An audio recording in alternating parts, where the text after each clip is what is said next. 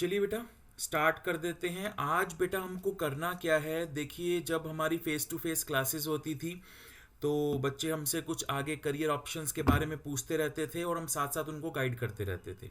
अभी क्या है, अभी सारी ऑनलाइन क्लासेस हैं तो बच्चे काफ़ी क्वेश्चंस हैं बच्चों के दिमाग में जो नहीं पूछ पाते हैं। इसलिए ये वीडियो मैं बना रहा हूँ बेटा, क्योंकि बहुत सारे बच्चे ऐसे हैं जो इकोनॉमिक्स ऑनर्स ले लेते हैं लेकिन पता ही नहीं होता कि क्यों लिया है और अब आगे करें क्या।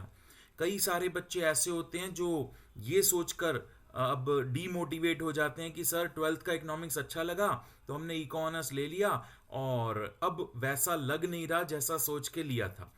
तो चलिए बेटा, अब इस वीडियो में मैं कुछ आपको करियर ऑप्शंस बताऊंगा जो आप सोचते हैं उससे बहुत ज़्यादा करियर ऑप्शंस आपके पास हैं। एक बीए इकोनॉमिक्स ऑनर्स का बच्चा आगे क्या क्या कर सकता है, कुछ गाइडेंस मैं यहाँ पर आपको इस वीडियो में दूंगा। यहाँ पर पहली कैटेगरी हम वो डिस्कस करेंगे बेटा कि अगर आप फर्दर स्टडीज करना चाहते हैं तो क्या क्या आपके पास एरिया ऑफ ऑपरेशंस अवेलेबल हैं, क्या क्या कोर्सेज आपके पास अवेलेबल हैं। दूसरा हम ये डिस्कस करेंगे बेटा कि अगर आप कुछ एग्जाम्स देकर तुरंत इको ऑनर्स के बाद ही जॉब करना चाहते हैं तो क्या क्या आपके पास एरिया ऑफ एम्प्लॉयमेंट अवेलेबल हैं। और तीसरा हम ये डिस्कस करेंगे बेटा, अगर आप प्राइवेट सेक्टर में कहीं जाना चाहते हैं तो वहां पर इको ऑनर्स वाले बच्चों के लिए क्या क्या ऑप्शंस बेस्ट रहेंगे। ऐसा तो है नहीं कि इको ऑनर्स करने के बाद आप कहीं मार्केटिंग की जॉब कर रहे होंगे, ऐसा तो होगा नहीं। तो बेटा क्या क्या आपके लिए ऑप्शंस हैं, बहुत सारी ऑप्शंस हैं, आपको पीछे भी नज़र आ रहा होगा काफ़ी सारी ऑप्शंस हैं। इनको एक एक करके थोड़ा थोड़ा डिस्कस करते हैं, उसके बाद आपकी इंडिविजुअल चॉइसेस हैं। आपको अगर किसी स्पेसिफिक एरिया में अगर ज़्यादा इंटरेस्ट हो तो आप मुझसे, मेरा व्हाट्सएप नंबर होगा ही आपके पास, आप मुझसे और डिटेल में उसके बारे में डिस्कशन कर सकते हैं। चलिए बेटा, तो चलिए बेटा, तो अब हम लोग ऑप्शंस एक एक करके डिस्कस कर लेते हैं। बेटा सबसे पहली जो कैटेगरी हमने चूज की है दैट इज हायर स्टडीज की। देखिए मैं पर्सनली ये चाहता हूँ कि बीए इकोनॉमिक्स ऑनर्स करने के बाद आप जॉब या एम्प्लॉयमेंट फील्ड में ना जाएं, आप अपनी स्टडीज को कंटिन्यू रखें और थोड़ा और आगे तक पढ़ें। यहाँ पर मैं आपको 6 पॉपुलर ऑप्शंस बता रहा हूँ, इसके अलावा भी बहुत सारी ऑप्शंस हो सकती हैं, आप सर्च कर सकते हैं। मुझे लगता है कि ये 6 सबसे रेलिवेंट ऑप्शंस हैं। सबसे पहला ऑप्शन है बेटा MA economics. BA economics honours के तुरंत बाद एकदम करेक्ट डिसीजन रहेगा एमए इकोनॉमिक्स करने का। लेकिन यहाँ पर छोटी सी प्रॉब्लम क्या हो जाती है कि कुछ बच्चे जो ये जानते हैं कि शायद सर बीए इकोनॉमिक्स ऑनर्स तो हमने कर लिया, शायद एमए इकोनॉमिक्स हमारे लिए नहीं बना है। वो आपने कुछ कुछ वो मेरी बाकी वीडियोस देखकर या मेरे से क्लास में इंटरेक्शन करके पता लगा लिया होगा कि एमए इकोनॉमिक्स आपके लिए बना है कि नहीं बना है, वो कैसे पता करते हैं। तो फिलहाल अगर आपको लगता है कि एमए इकोनॉमिक्स ऑनर्स आप कर सकते हैं तो बेटा एमए इकोनॉमिक्स आपको कर लेना चाहिए। एमए इकोनॉमिक्स दो तरीके से हो सकता है, ये पोस्ट ग्रेजुएशन है, एमए इकोनॉमिक्स ऑप्शन है इसमें, और एमएससी इकोनॉमिक्स है। एमएससी थोड़ा सा और टेक्निकल हो जाता है, एमए इकोनॉमिक्स उसकी कंपैरिजन में थोड़ा सा कम टेक्निकल होगा। एमए इकोनॉमिक्स करना हो या एमएससी इकोनॉमिक्स करना हो बेटा, दोनों के लिए आपको कुछ एंट्रेंसेस देने पड़ते हैं। इसके लिए आप सेपरेट वीडियो में और डिटेल में जानकारी ले सकते हैं। तीसरा ऑप्शन है बेटा आपके पास एमकॉम। अगर आप स्विच करना चाहते हैं, आपको लगता है कि सर इकोनॉमिक्स फील्ड तो मैंने काफ़ी पढ़ लिया, अब मेरे को थोड़ा सा स्विचिंग करना है, तो आप एमकॉम भी कर सकते हैं बेटा। उसमें आगे जाकर आप फाइनेंस ऑप्शन लेकर बिल्कुल अपने करियर को इंटीग्रेटेड वे में चला सकते हैं इको ऑनर्स के साथ एमकॉम का कॉम्बिनेशन बनाकर। उसके बाद बेटा एमबीए या पीजीडीबीएम आता है। अगर आप मास्टर्स में एमबीए करना चाहें, जो बहुत सारे बच्चे करते हैं, बहुत पॉपुलर है, एमबीए आप बिल्कुल कर सकते हैं बेटा। और फर्स्ट ईयर एमबीए का जो होगा वो एक जनरल कोर्स होगा और सेकंड ईयर में आपको स्पेशलाइजेशन दी जाएगी, वो आप अपने एरिया ऑफ इंटरेस्ट के अकॉर्डिंग कर सकते हैं। जैसे बीए इकोनॉमिक्स ऑनर्स वाले बच्चे इकोट्रिक्स में काफ़ी इंटरेस्टेड रहते हैं, तो एमबीए जहां से आप कर रहे होंगे वो कॉलेज अगर आपको एमबीए इन इकोट्रिक्स ऑफर कर रहा है या उसी से रिलेटेड कोई और फील्ड ऑफर कर रहा है, तो सेकंड ईयर में वो वाली स्पेशलाइजेशन लेकर आप अपनी इकोनॉमिक्स ऑनर्स की नॉलेज को भी वहां पर यूज कर सकते हैं और ये एक बहुत अच्छा कॉम्बिनेशन बनता है। एमबीए और पीजीडीबीएम में बेटा कोई मेजर फर्क नहीं होता। एमबीए एक डिग्री कोर्स है, PGDBM post graduate diploma in business management, ये एक डिप्लोमा कोर्स होता है। बाय एंड लार्ज कोई मेजर डिफरेंस नहीं होता है इनमें। उसके बाद बेटा अगर आप एकदम ही स्विच कुछ करना चाहते हैं तो आप एलएलबी कर सकते हैं। बीए एलएलबी एक अच्छा कॉम्बिनेशन बनता है। आप एलएलबी कर सकते हैं, 3 इयर्स का आपके लिए कोर्स होगा। एक एंट्रेंस देने के बाद आप एलएलबी में जा सकते हैं। आपका आईक्यू लेवल वैसे भी डेवलप हो चुका है 3 साल इकोनॉमिक्स ऑनर्स की रिग्रेस स्टडीज करके, तो आप बिल्कुल स्विच कर सकते हैं और ये कॉम्बिनेशन भी बहुत अच्छा बनेगा आपके लिए बेटा, बीए प्लस एलएलबी का। इसके बाद बेटा अगर आप टीचिंग लाइन में जाना चाहते हैं और पोस्ट ग्रेजुएशन करें, उसके बाद नेट क्वालिफाई करें, जेआरएफ करें और फिर पीएचडी करके आप लेक्चरर भी बन सकते हैं, या फिर डायरेक्ट यहीं से ही आप बीएड करके बीएड करके स्कूल टीचर बन सकते हैं।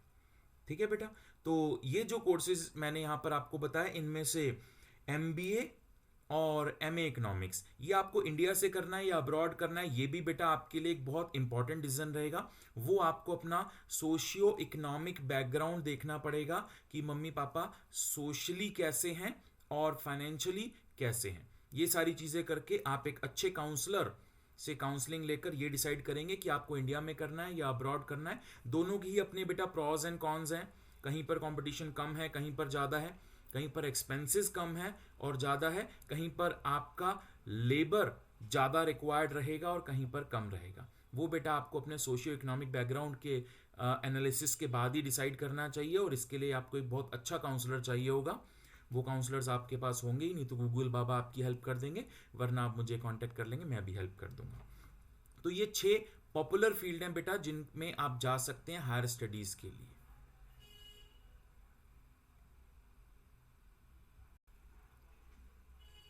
चलिए बेटा, तो फर्स्ट कैटेगरी है बेटा एम्प्लॉयमेंट एरियाज में एक्चुरियल साइंस। एक्चुरियल साइंस में क्या है बेटा, ये बेसिकली एक कोर्स है, आप इसके कुछ एग्जाम्स देते हैं। जब आपके फुल 15 एग्जाम्स कंप्लीट हो जाते हैं तो आप उसके बाद एक कंप्लीट एक्चुरी बन जाते हैं। लेकिन बच्चे करते क्या हैं बेटा, आप इसके कुछ एग्जाम्स क्लियर करने के बाद एम्प्लॉयमेंट ले लेते हैं और बाकी एग्जाम्स एम्प्लॉयमेंट के साथ साथ कंप्लीट करते हैं। तो ये हो गई एक्चुरियल साइंस की डिटेल। इससे और डिटेल आप गूगल बाबा से पूछ सकते हैं। नेक्स्ट आ जाएगा बेटा banking and finance sector. Banking and finance sector में बेटा 2 कैटेगरी आएंगी, government banks and private banks. अगर आपको प्राइवेट बैंक्स में जॉब चाहिए तो आप डायरेक्टली ओपनिंग्स को सर्च करें, उसके बाद इंटरव्यू के लिए प्रिपेयर करें और जीडी इंटरव्यू देने के बाद आपकी जॉब वहां पर एक्टिव हो जाएगी। दूसरा आता है बेटा गवर्नमेंट एग्जाम्स के लिए, गवर्नमेंट बैंक्स के लिए। गवर्नमेंट बैंक्स के लिए आपको एग्जाम्स देने होंगे कुछ, time to time banks exams निकालते रहते हैं। एक बड़ा पॉपुलर एग्जाम है आईबीपीएस का, वो एग्जाम देने के बाद आप गवर्नमेंट बैंक में जॉब्स के लिए एलिजिबल हो जाते हैं। बेटा नेक्स्ट कैटेगरी है हमारी इंश्योरेंस। आप इंश्योरेंस सेक्टर में जॉब कर सकते हैं बेटा। इंश्योरेंस सेक्टर में आप आफ्टर इको ऑनर्स भी जॉब के लिए अप्लाई कर सकते हैं, या अपना पोस्ट ग्रेजुएशन के बाद भी आप अप्लाई कर सकते हैं। ये दोनों ऑप्शंस आपके पास खुली हैं। प्लस एक्चुअल साइंस के बाद भी आपके पास इंश्योरेंस सेक्टर की ओपनिंग्स ओपन है। इंश्योरेंस सेक्टर में बेटा आप एज अ रिसर्चर काम कर सकते हैं, एज अ कंसल्टेंट काम कर सकते हैं, एज एन एम्प्लॉय भी काम कर सकते हैं। नेक्स्ट है बेटा हमारा एजुकेशन एंड रिसर्च फील्ड। इस फील्ड में क्या है बेटा, इस फील्ड में अगर आप आगे बढ़ना चाहते हैं तो आपको क्या करना होगा, आप अपना पोस्ट ग्रेजुएशन कंप्लीट करेंगे, उसके बाद आप एमफिल और पीएचडी करने के बाद किसी कॉलेज में lecturer, junior lecturer, research fellow कुछ भी बन सकते हैं बेटा। ये वाली फील्ड भी आपके लिए काफ़ी अट्रैक्टिव रहेंगे। चलिए बेटा नेक्स्ट फील्ड जो है हमारा दैट इज जर्नलिज्म। ये फील्ड भी बेटा आपके से रिलेटेड ही है। अब देखिए यहाँ पर 2 चीज़ें होती हैं, एक हो गया फ्रंट एंड ऑपरेशंस, जो टीवी एंकर्स, न्यूज़ रिपोर्टर्स आपको नज़र आते हैं। एक हो गया बैक हैंड ऑपरेशंस। ये जो बैक हैंड ऑपरेशंस है ये आपके फील्ड से बिल्कुल रिलेटेड हो सकता है। इसमें बहुत सारा काम होता है कंटेंट राइटिंग का। कंटेंट राइटिंग में बहुत सारे टेक्निकल एनालिसिस होते हैं जो इकोनॉमिक्स, इकोनॉमी और वर्ल्ड इकोनॉमिक्स से रिलेटेड होते हैं, और जो आप ही का फील्ड है।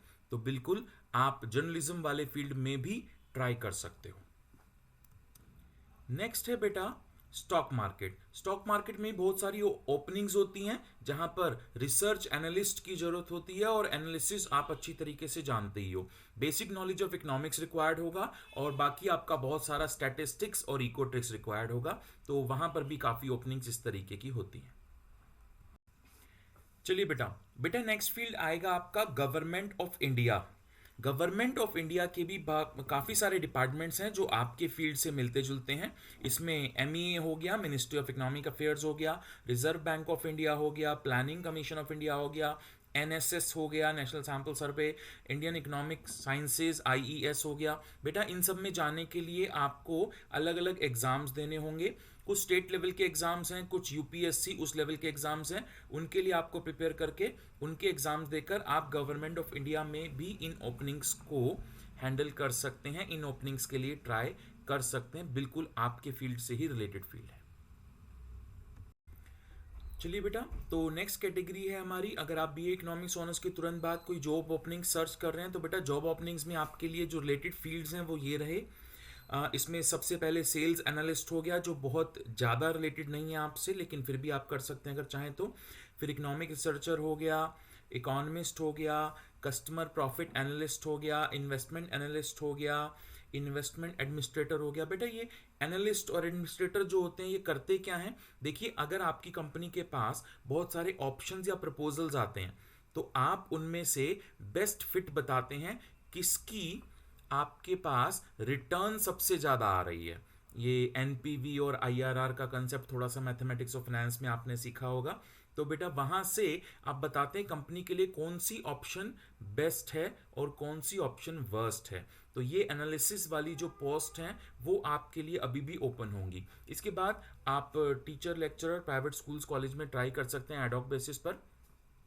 फाइनेंशियल एडवाइजर आप बन सकते हैं, बजट एनालिस्ट आप बन सकते हैं, और राइटर और जर्नलिस्ट आप बन सकते हैं। जैसा कि मैंने पहले बताया था, कंटेंट राइटर्स, ये सब आप अभी इस बीए इकोनॉमिक्स ऑनर्स के तुरंत बाद भी इसके लिए ट्राई कर सकते हैं। अगर आपकी लैंग्वेज पर कमांड अच्छी है और सब्जेक्ट आपको अच्छी तरीके से मालूम है तो कंटेंट राइटिंग एक बहुत इन फील्ड है बेटा आज की डेट में।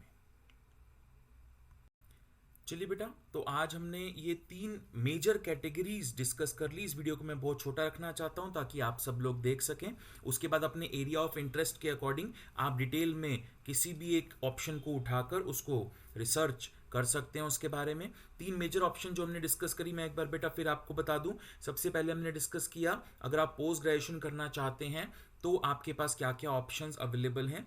सेकंड हमने डिस्कस किया आपके एरिया ऑफ एम्प्लॉयमेंट क्या क्या हो सकते हैं, अगर आप इसके बाद कुछ एग्जाम्स देकर किसी फील्ड में एंटर करना चाहें तो कौन कौन से फील्ड आपके लिए बेटर रहेंगे। और थर्ड हमने देखा, अगर इसी लेवल के बाद आप जॉब अपॉर्चुनिटी सर्च कर रहे हैं तो किन किन ऑप्शंस को आप एक्सप्लोर कर सकते हैं। तो बेटा ये एक क्रक्स था, मैंने बहुत शॉर्ट में आपको काफ़ी सारी ऑप्शंस बता दी हैं।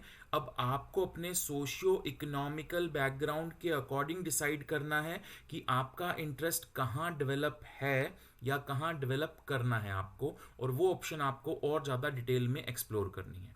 इस एक्सप्लोरेशन में अगर आपको मेरी कोई हेल्प चाहिए हो तो बेटा मेरा व्हाट्सएप नंबर आपके पास होगा ही, या इस वीडियो में भी आपको नज़र आ रहा है, तो आप मुझसे बिल्कुल कॉन्टैक्ट करके मेरी हेल्प ले सकते हैं। अभी के लिए इतना ही बेटा, थैंक यू, बाय बाय।